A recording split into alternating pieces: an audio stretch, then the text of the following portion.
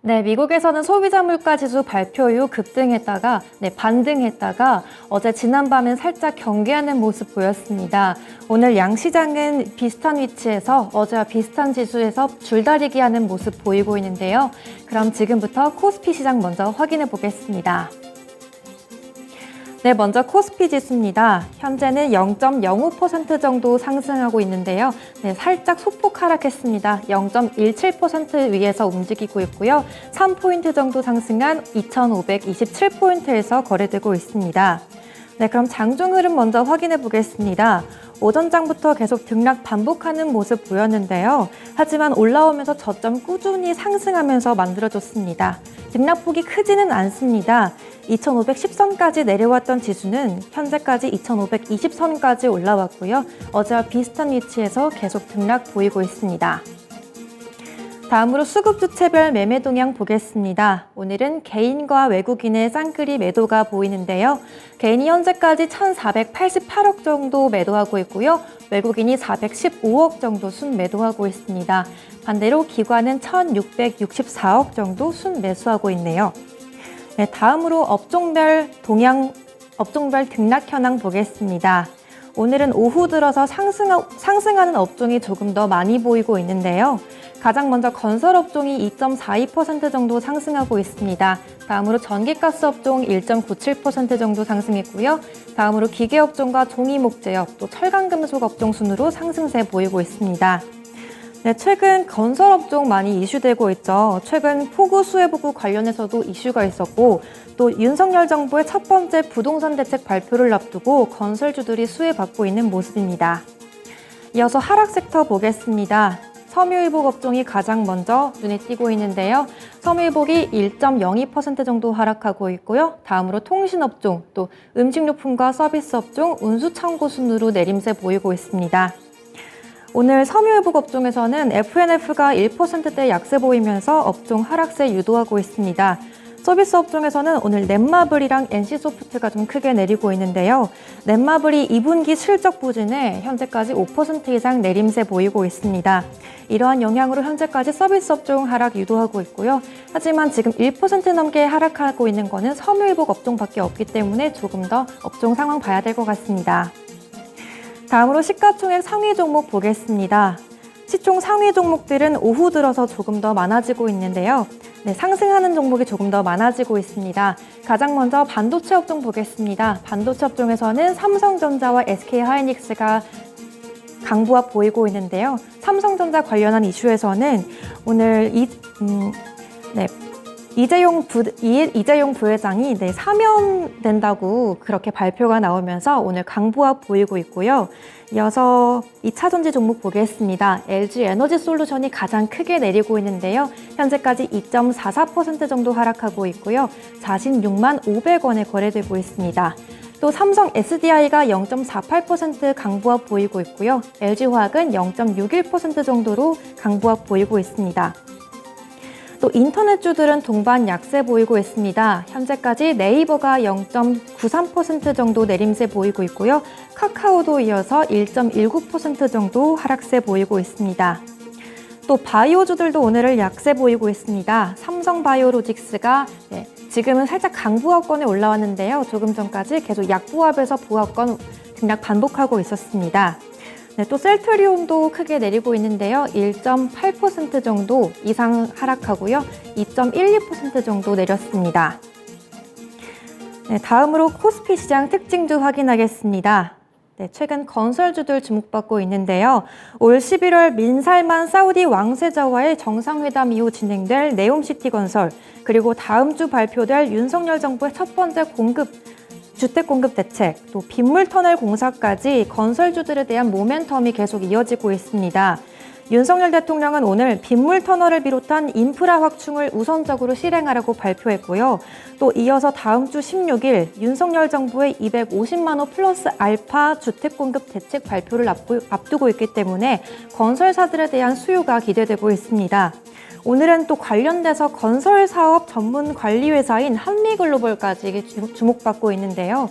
한미글로벌은 지난 6월 사우디 법인을 통해서 사우디아라비아 정부가 추진하고 있는 대규모 주거복합단지 조성 프로젝트 매니징을 수주했던 기업입니다. 이러한 소식에 사우디와의 이전 용역 수주 이력 또한 관심받으면서 동반 상승하고 있고요.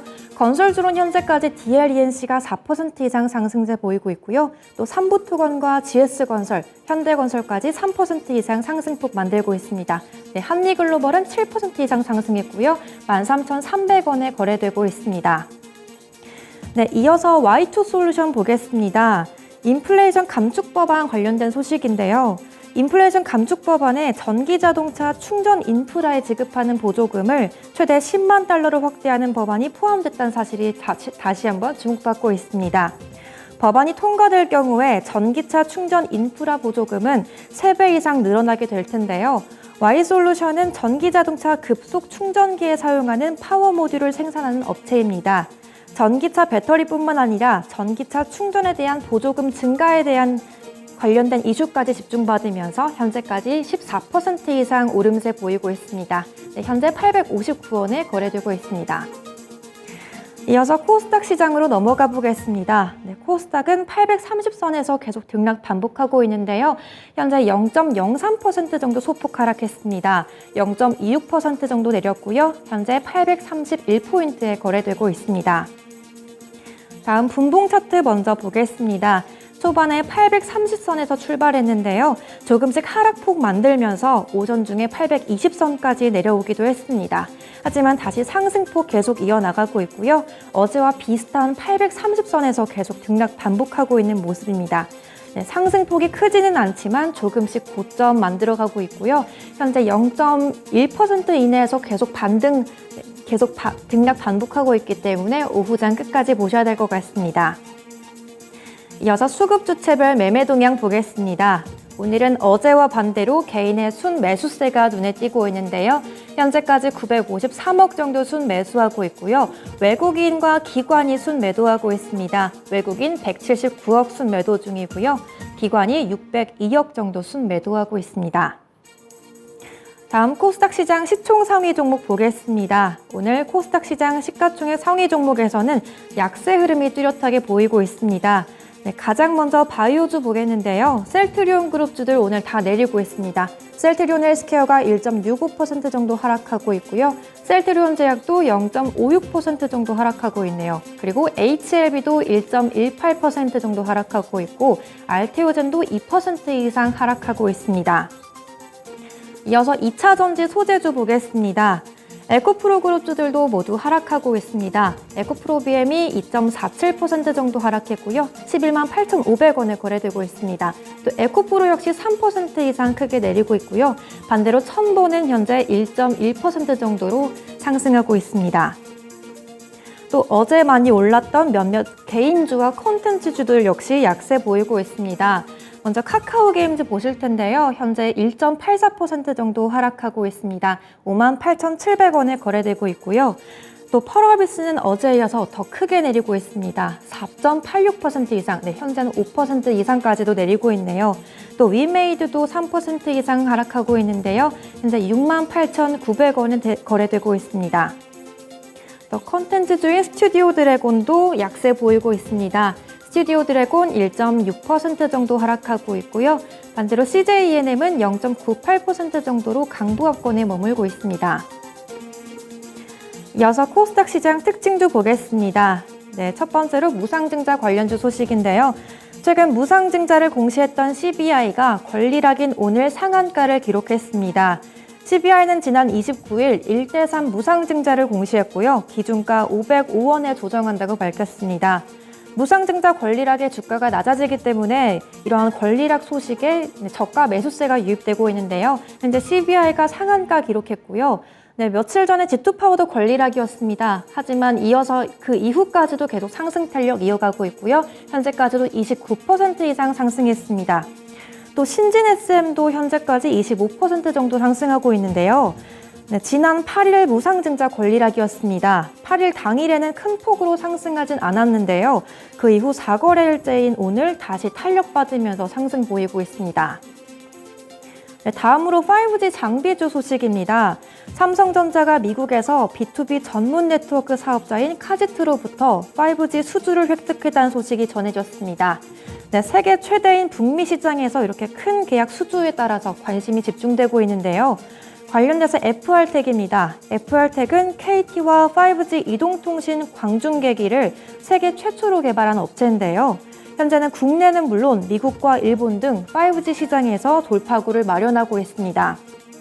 삼성전자의 5G 장비 수주 소식에 FR텍의 이러한 이력 또한 부각되고 있는데요. 현재 18% 정도 올랐습니다. 또 이어서 삼성전자의 5G 장비를 공급하는 기가레인도 주목받고 있는데요. 오전에 6% 이상 상승했는데 현재는 살짝 꼬리 달면서 내려왔습니다. 3% 이상 상승세 보이고 있습니다. 다음으로 바이오주인데요. 박셀바이오 소식입니다.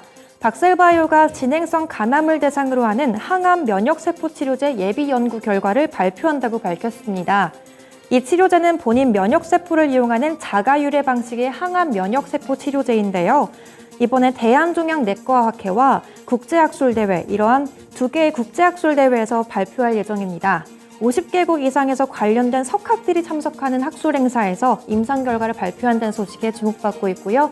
12% 정도 이상 올랐습니다. 78,200원에 거래되고 있습니다. 네, 마지막으로 영창케미칼 보겠습니다.